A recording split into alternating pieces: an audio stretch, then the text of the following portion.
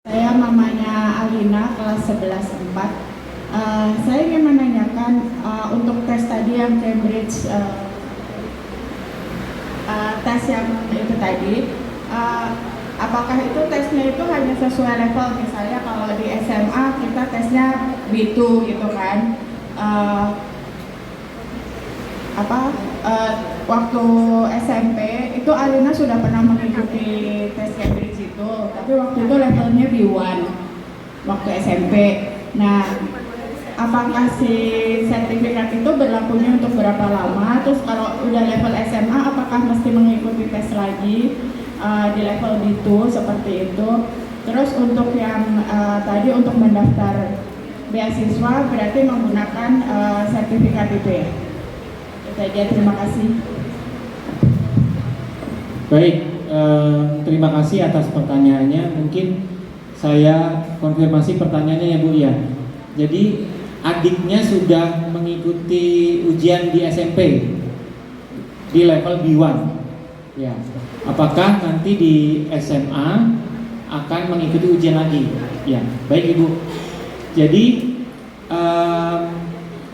kenapa Cambridge English itu mendesain tes ujian itu bertahap, berjenjang.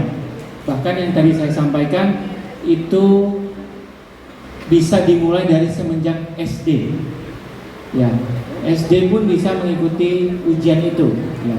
Dan itu sudah disesuaikan dengan risetnya Cambridge bahwa usia sekian sampai sekian cocoknya diuji dengan kompetensi A, B, C, D.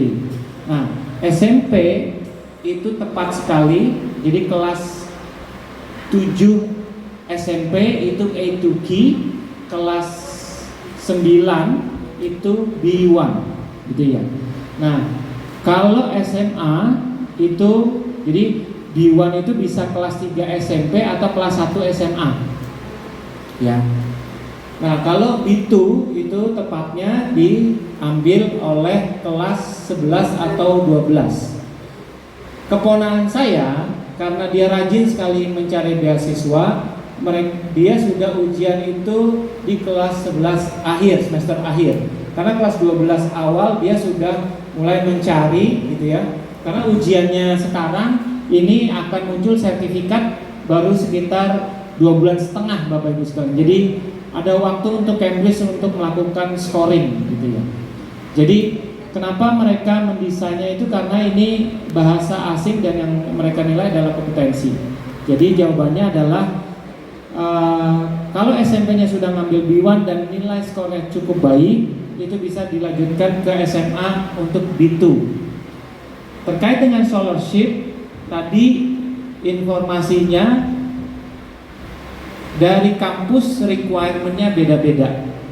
Dari penyelenggara scholarship requirement-nya beda-beda. Tetapi umumnya negara Asia itu menyaratkan B2, B2, B2.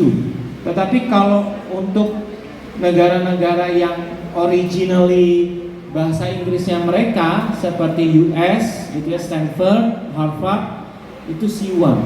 UK, Oxford, dan lain-lain itu C1. Di atasnya B2. Jadi kalau Bapak Ibu IELTS pernah dengar IELTS C1 itu setara dengan paling rendahnya 6,5. 7,5 itu adalah C1. 8,5 itu C2 gitu.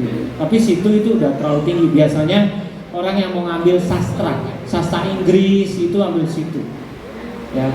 Tapi kalau Bapak Ibu ambil teknik di luar gitu, ambil kedokteran, majority C1 itu sudah sangat menerima gitu. Begitu Bapak Ibu sekalian.